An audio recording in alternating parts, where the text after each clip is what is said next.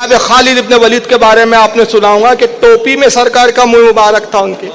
اور جس جنگ میں جاتے فتح پاتے تھے، جس جنگ میں جائے فتح یقینی تھی۔ فاروق اعظم رضی اللہ تعالیٰ عنہ کا دور خلافت ہے، سرکار فاروق اعظم نے ایک محاذ پر بھیجا ان کو، بڑے بڑے جلیل قدر جرنل صحابہ ان کے ماتحت اس وقت تھے۔ جنگ شروع ہوئی، مدینے سے کافی دور ایک علاقے میں جنگ ہو رہی تھی، اور جب جنگ شروع ہوئی تو نتیجہ یہ ہوا کہ پہلے دن ہی مسلمان بڑی تعداد میں شہید ہو گئے، دوسرا دن آیا تو پھر مسلمان شہید ہوئے، تیسرا دن آیا تو پھر مسلمانوں کو بڑا شدید نقصان ہوا۔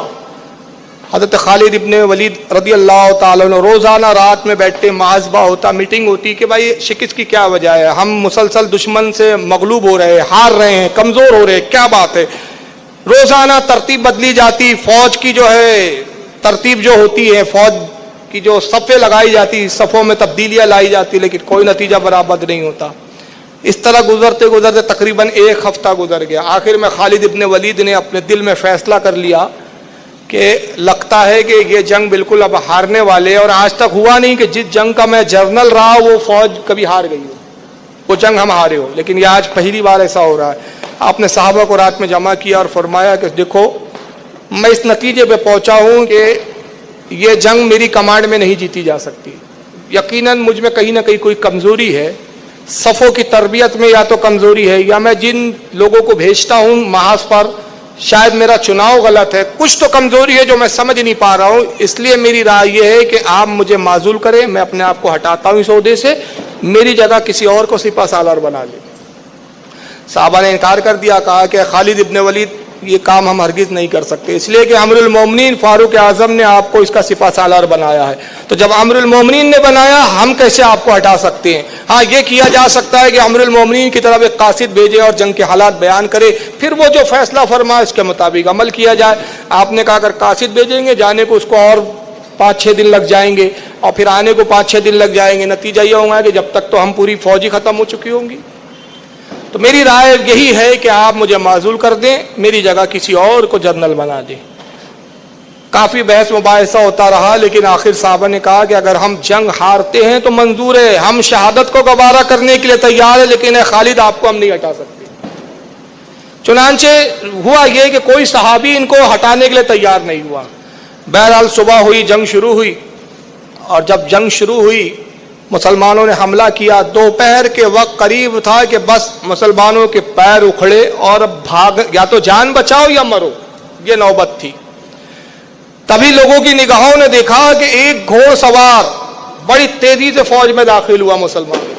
چہرے پہ نقاب اڑے ہوئے تھا، پورا جسم اس کے نقاب میں، چہرہ چھپائے ہوئے، ہاتھ بھی چھپائے ہوئے، ہاتھ میں تلوار ہے، اور اس نقاب پوش سوار نے آ کر حملہ کر شروع کیا، اور کافروں پہ ایسا ٹوٹا کہ جس طرح وہ جاتا اس کی تلوار بجلی کی طرح گونجتی اور چمکتی تھی، اور جس کافر پہ گرتی اس کی تلوار جسموں کو 2 حصوں میں تقسیم کر دیتی۔ نتیجہ یہ ہوا کہ وہ گھوڑ سوار نقاب پوش نے جب حملے شروع کیے،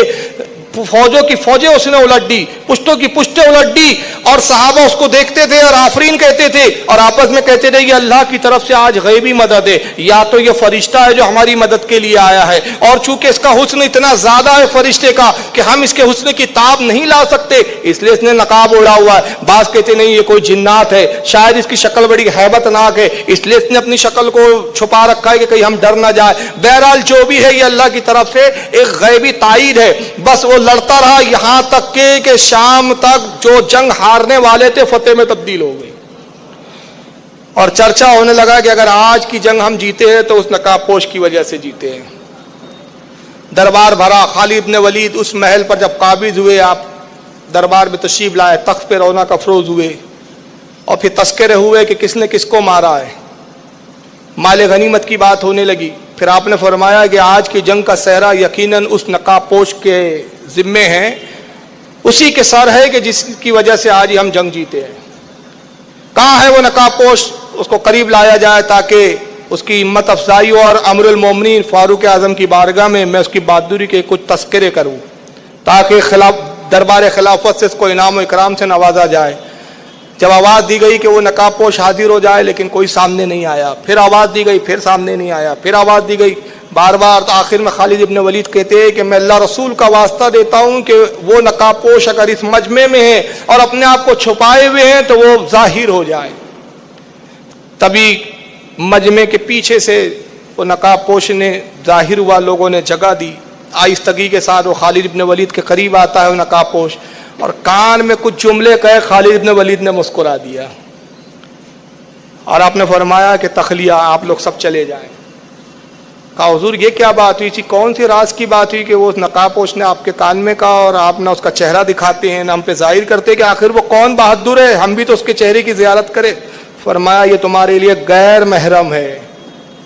اس کا چہرہ دیکھنے کی تمہیں اجازت ہے. کہا حضور کم سے کم تعارف تو بتا دے. کہا یہ کوئی اور نہیں, میری اہلیہ محترمہ ہے,